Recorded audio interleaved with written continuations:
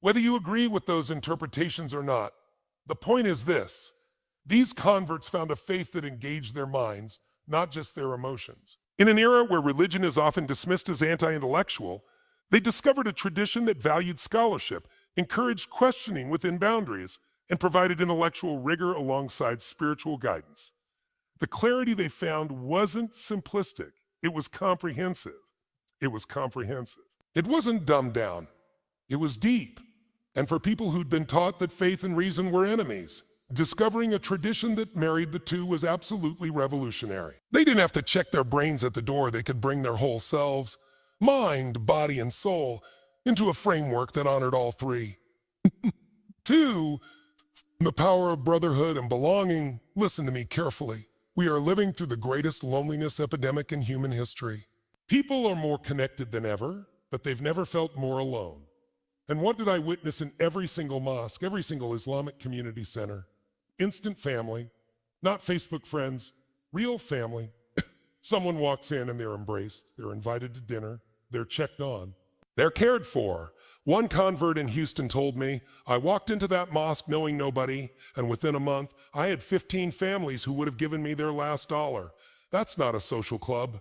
That's a tribe. That's what our souls are screaming for. The Islamic concept of ummah, the global community, it's not just a word, it's a lived reality. And in a fractured, divided America where people don't even know their neighbors' names, that sense of belonging is priceless. Let me paint you a picture of what I observed. I watched a new convert, a young woman who'd just taken her shahada, her declaration of faith. And within minutes, literally minutes, she had sisters surrounding her, exchanging phone numbers, making plans to teach her how to pray, inviting her to their homes.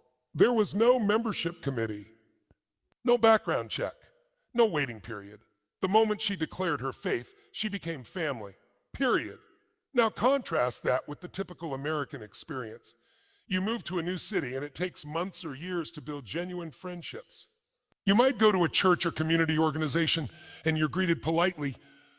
Maybe there's coffee and donuts, but then everyone goes back to their established friend groups. You're an outsider looking in. But in the Muslim community, the outsider is the priority. There's actually a religious obligation, a duty, to welcome the stranger, to care for the new Muslim, to ensure nobody feels alone. Here's what makes this even more powerful. The brotherhood transcends everything.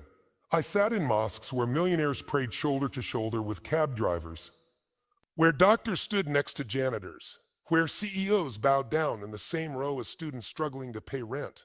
And nobody cared about your title, your income, your education, or your status. In that space, everyone was equal before God. Do you understand how radical that is in a society obsessed with hierarchy? In America, we sort ourselves constantly by wealth, by education, by race, by political affiliation. We live in bubbles of people who look like us, think like us, earn like us, but the mosque breaks all those barriers. I watched a homeless man walk into Friday prayers, and he was greeted with the same warmth as the businessman in the expensive suit. Why? Because Islam teaches that your worth isn't measured by worldly success, it's measured by your character and your faith. And for people who've spent their whole lives feeling judged, feeling less than feeling like they don't measure up to society's standards, walking into a space where those standards don't apply, it's like experiencing grace for the first time. Hash hash 3. Justice isn't a political position, it's a spiritual requirement. For a generation that wants to change the world but feels spiritually empty, this connection between justice and faith is magnetic. Let me tell you about the converts I met who came to Islam through activism. There was a woman who'd spent years organizing for racial justice. She was at every protest, every march, every community meeting. And she kept noticing that Muslims were always there too. Not just Muslims of color, but Muslims of every background, showing up consistently. She started asking questions. Why were they there? What motivated them? And she learned about Islamic teachings on justice that go back to the Prophet Muhammad himself, a man who freed slaves, elevated the status of women in a brutally patriarchal society, established rules protecting orphans and the poor, and said that a person who sleeps with a full stomach while their neighbor goes hungry is not a true believer. She discovered that in Islam, social justice isn't a progressive talking point, It's a 14th-century-old mandate. The Quran explicitly condemns oppression, commands fair treatment of workers, requires care for the vulnerable, and warns the wealthy about hoarding resources while others suffer. For her, the revelation was stunning. I've been fighting for justice my whole life, but I never connected it to faith. Islam showed me they're inseparable. And let's talk about economic justice, because this is huge. Islam has specific rules about wealth and poverty that are baked into the religious structure. Zakat, the mandatory charitable giving, isn't a suggestion or a nice idea. It's the third pillar of Islam, right up there with prayer and fasting. Every Muslim who has wealth above a certain threshold must give 2.5% of it away annually, not to a tax-deductible charity for a write-off, not when they feel generous. Every single year, mandatory. This isn't just about helping the poor, it's about preventing the concentration of wealth that creates systemic injustice. It's economic redistribution as a form of worship.